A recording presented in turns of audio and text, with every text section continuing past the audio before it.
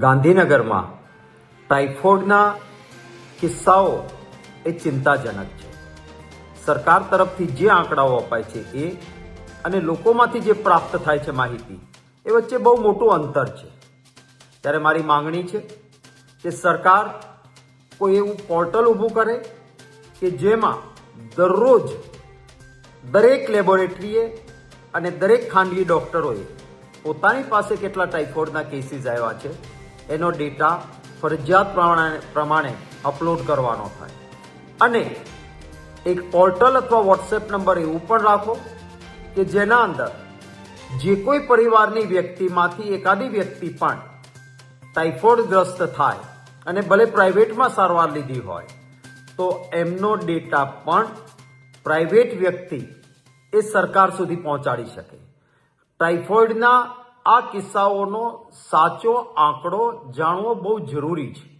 કારણ કે જો એ કોઝ નહીં મળે આપણને અને આગોતરું આયોજન નહીં કરીએ તો આ ટાઇફોઇડના દર્દીઓના વિસ્તારોમાં, પરિવારમાં બીજા કિસ્સાઓ પણ જોવા મળશે. જે એસ ટાઇફી નામનું બેક્ટેરિયા એ ઘણું ડેન્જરસ કહી શકાય એ પ્રકારના બેક્ટેરિયા હોય છે અને એ કિસ્સાઓને આપણે લીફાફોફી ન કરી શકાય. એસ ટાઇફી અથવા તો બેક્ટેરિયા અથવા ટાઇફોઇડ માટે જે જવાબદાર બેક્ટેરિયા છે એ મોટા ભાગે પાણી દૂષિત હોવાના કારણે પ્રાપ્ત થાય છે.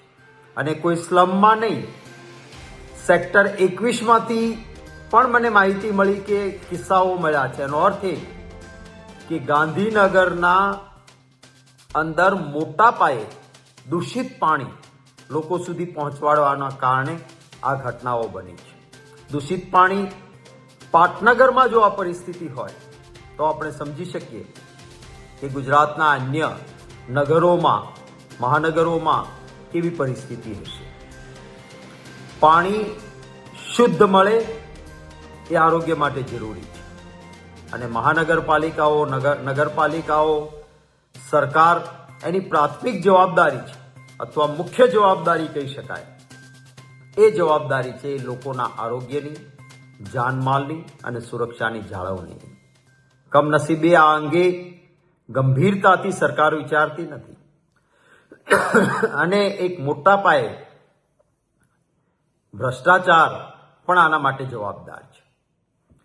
સતત મળતા લોકોમાંથી જે માહિતી પ્રાપ્ત થાય છે, જે કોન્ટ્રાક્ટરો પણ કહે છે કે એક ભય મુક્ત ભ્રષ્ટાચાર, કોમ્પિટિશનમાં ટેન્ડર લાગે તો એ પછી પાર્ટી ફંડમાં, કમલમમાં જ પૈસા જમા કરાવવાના, સ્થાનિક હોદ્દેદારોને આપવાના અને સ્થાનિક રીતે પણ પાછી ભ્રષ્ટાચારની માંગ આવે. ત્યારે આટલા મોટા પાયે ભ્રષ્ટાચાર થાય તો સ્વાભાવિક રીતે કામો નબળા થવાના અને નબળા કામો થાય છે માટે ક્યાંક પીવાના પાણીની લાઈન ને ગટરની લાઈન ભેગી થઈ જાય છે.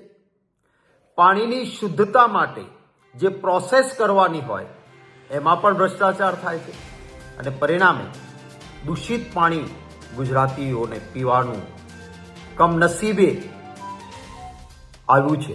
ત્યારે આ દૂષિત પાણી એ ખૂબ આરોગ્ય માટે મુશ્કેલી પેદા કરતું હોય છે.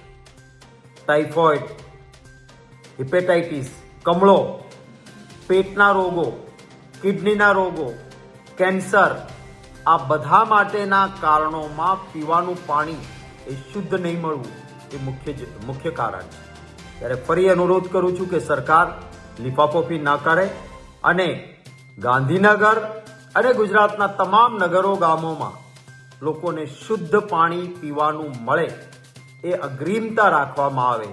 ઉત્સવો, રમત ઉત્સવો, તાઇફાઓ એ બધું પછી પહેલા લોકોની આરોગ્યની, જાનમાલની સુરક્ષા એ અતિ આવશ્યક છે.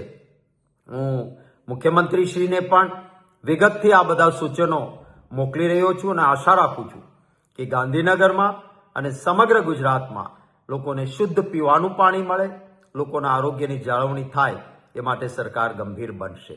હવે જુઓ દેશ દુનિયાની તમામ ખબરો તમારી આંગળીના ટેરવે. ઉઠાવો મોબાઈલ અને ગૂગલ પ્લે સ્ટોર પરથી ડાઉનલોડ કરો અમારી CN24 ન્યૂઝ મોબાઈલ એપ.